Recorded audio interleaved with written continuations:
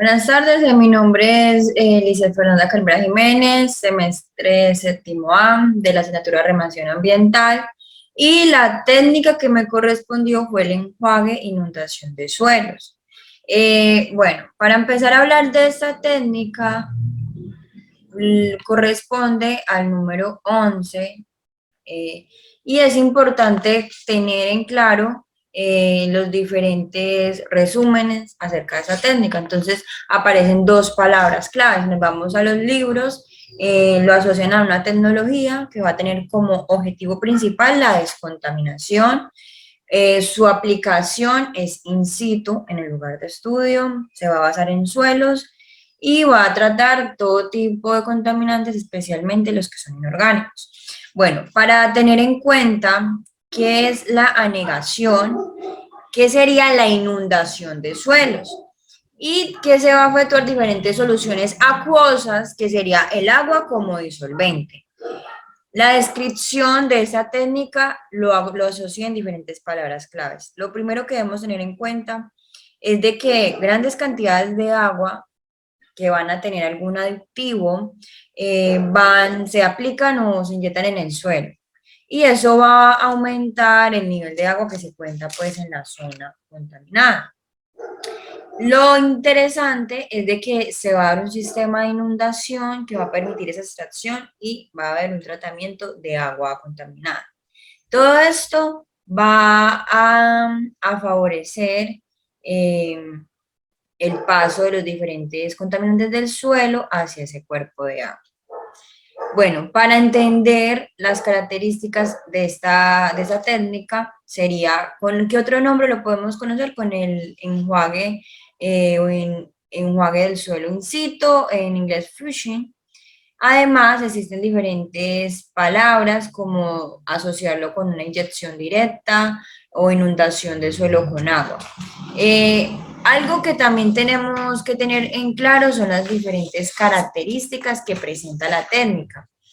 Y es de que en el agua se da diferentes aditivos para mejorar esa solubilidad de los diferentes contaminantes. Entonces, en síntesis, se da la separación de los diferentes contaminantes orgánicos del suelo por medio ya sea de un líquido de extracción.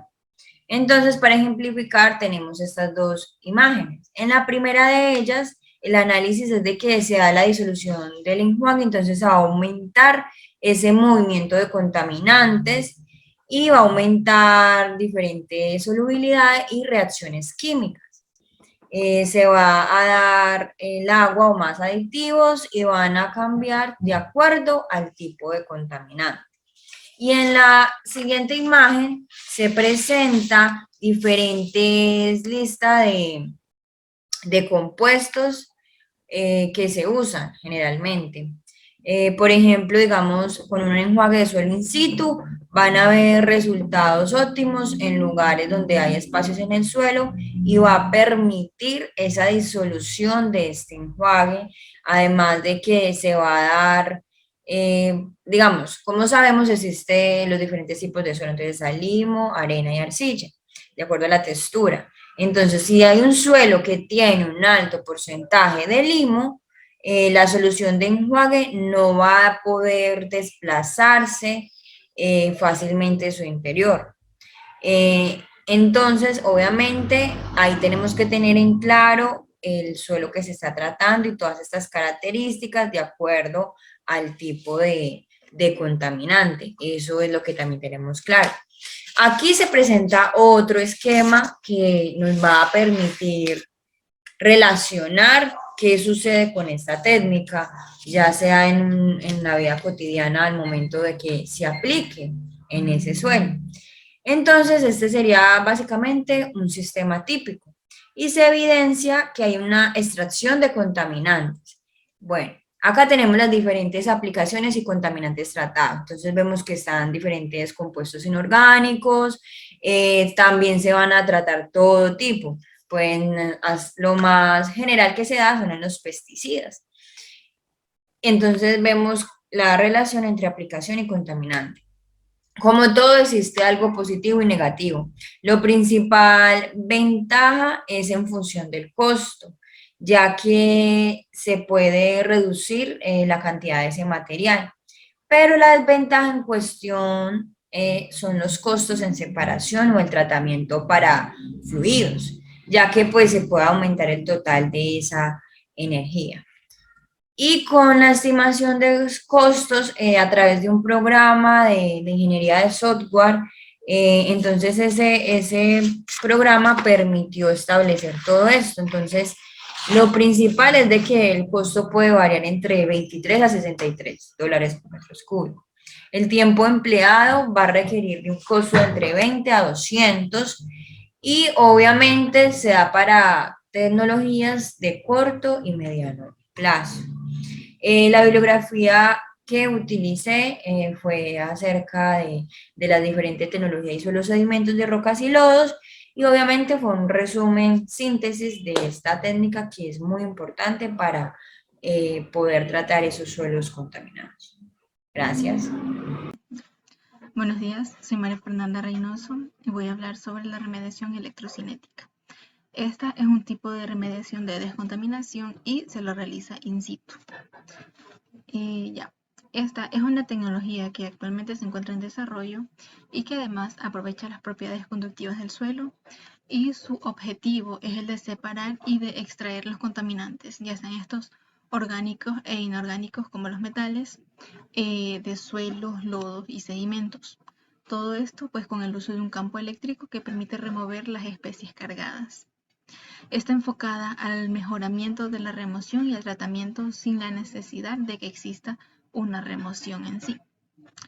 Este tratamiento sin necesidad de remoción se lo alcanza mediante el transporte electroosmótico de los contaminantes a través de zonas de tratamiento definidas. Este enfoque es utilizado in situ para la remediación de suelos contaminados con especies orgánicas. Aplicaciones. ¿Qué aplicaciones tiene o en dónde se lo aplica? Bueno, este se aplica cuando existen suelos contaminados por metales pesados como el plomo, el níquel, el mercurio, el arsénico, el cobre, el zinc y el cromo. Además de por especies radioactivas, cianuros, hidrocarburos, explosivos y mezclas de contaminantes orgánicos e inorgánicos. A la vez también tiene ciertas limitaciones. ¿Cuáles son estas? Bueno, pues su eficiencia disminuye en medios que presentan una humedad menor al 10%. Ciertos materiales o metales provocan que exista una variación de la conductividad del suelo. Los depósitos minerales pueden ocasionar valores extremos del pH del suelo. Y las reacciones de óxido-reducción disminuyen la eficiencia y forman productos indeseables. Esta imagen es el esquema de operación de este tipo de remediación. Se explica de la siguiente manera. Pues bueno, aquí podemos ver la fuente de poder, que esta distribuye entre los anodos y los cátodos la migración de los iones disueltos en la matriz del suelo, y estos se distribuyen hacia el electrodo de carga opuesta, es decir, los negativos hacia los positivos y los positivos hacia los negativos. Esto se da mayormente en suelos de baja permeabilidad contaminados por metales pesados, finalmente produciéndose lo que es la extracción del contaminante. Este tipo de remediación tiene sus ventajas.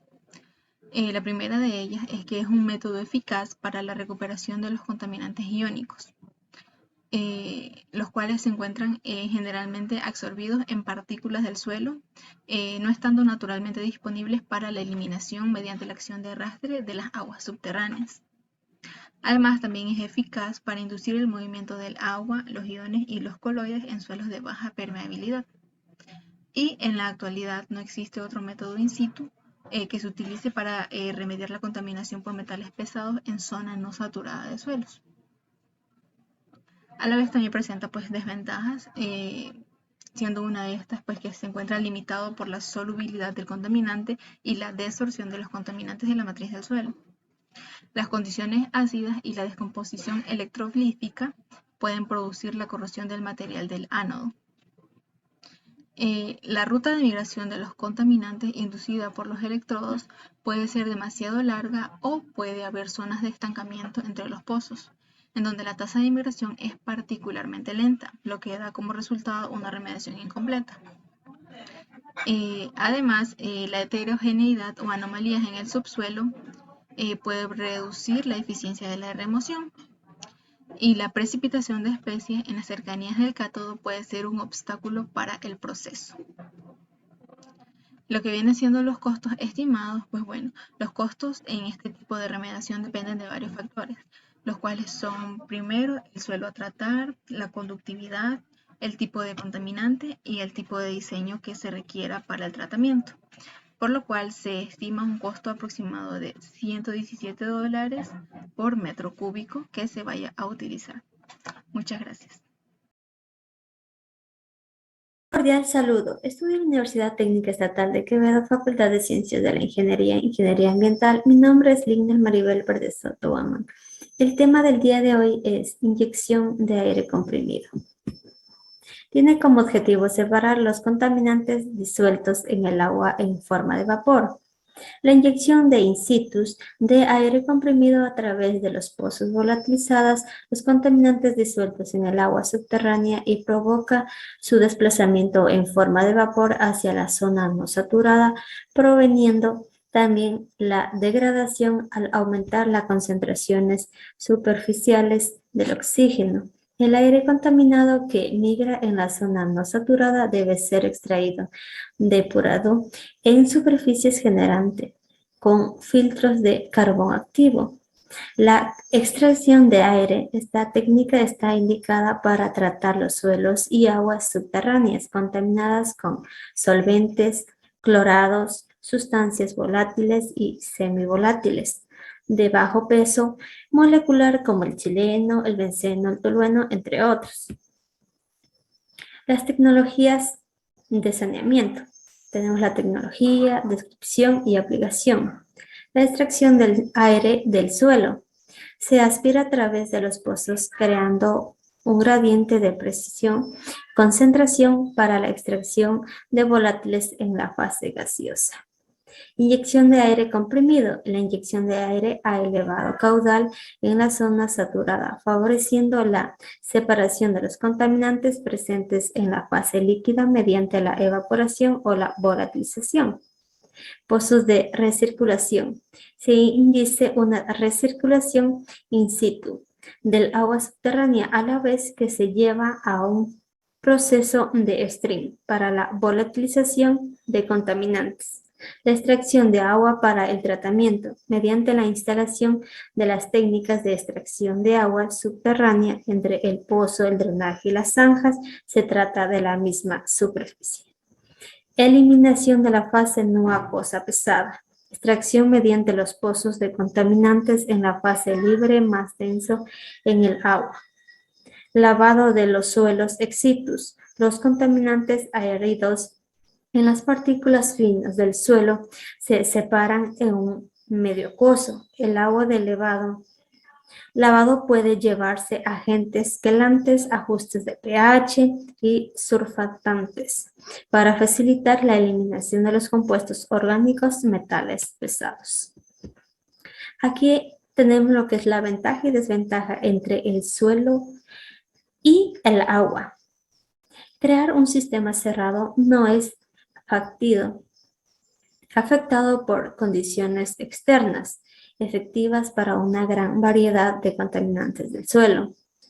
Produce un material más uniforme al cual se aplicarán otras técnicas de tratamiento. Las desventajas: baja permeabilidad o suelos heterogéneos son difíciles de tratar. Los surfactantes pueden adherirse al suelo, reduciendo la efectividad y la porosidad del suelo. Reacciones de la solución de lavado al contacto con el suelo contaminado puede reducir la movilidad de los contaminantes. En el agua tenemos, dado que la tecnología del tratamiento es externa, no puede de las condiciones naturales en el subsuelo, sino que se puede optimizar y establecer en los equipos de tratamiento exterior según la sustancia a extraer. Una de las ventajas sería, uno es aplicable en terrenos fracturados o suelos arcillosos, problemas derivados de la geología en la zona, existente de riesgos de desplazamiento de otros contaminantes a la zona a tratar. Los contaminantes tienden a ser sorbidos en la matriz del suelo. Ahora tenemos lo que es la estimación de costos asociados. El costo con la aplicación de un sistema de inyección de aire comprimido es muy variable y puede estar comprendido entre 5.000 y 10.000 euros. Asimismo, para la realización de los estudios pilotos de una recuperación de los suelos y aguas subterráneas mediante la inyección de aire comprimido suelen estar comprendidos entre 12.500 y 20.000 euros. El tratamiento mediante AirStar potencia de varios efectos beneficiosos, los cuales son los tres. Aumenta la volatilización y el movimiento de los NALs y los COPs absorbidos en el acuífero. Incrementa la disolución de dichos compuestos en el agua. Fomenta los procesos de degradación sobre los compuestos disueltos en el agua debido al incremento del oxígeno disuelto en el mismo. Aquí tenemos un breve video sobre las explicaciones que le he venido dando. Air sparging is a remediation technique used to treat groundwater and soil contaminated by volatile contaminants, which are organic solvents used in painting facilities, cleaning facilities, laundry facilities and road pavement, and liquid fuels stored in gas stations and oil reservoirs. Install air injection wells to pump air into the contaminated aquifer and extraction wells to extract the volatilized contaminants from the unsaturated zone. The air pumped into the injection wells volatilize the contaminants in the groundwater upward into the soil above the water table and increases the dissolved oxygen concentration and stimulates microbial activity to break down more contaminants. The volatilized contaminants are extracted to the ground through the air extraction wells. The groundwater purified by the treatment system is discharged out of the stream or re-injected into the subsurface.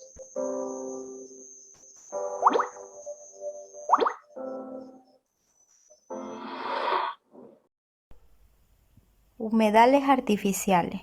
Los humedales artificiales son un sistema de ingeniería que aprovechan los recursos de la naturaleza para limpiar los residuos del agua. Básicamente estos consisten en un terreno sobre el cual se coloca un material impermeable para poder evitar que el líquido se filtre en el subsuelo. Tipos de humedales artificiales. Podemos ver que entre los humedales artificiales tenemos el humedal de flujo superficial libre, el humedal de flujo horizontal subsuperficial y el de flujo vertical.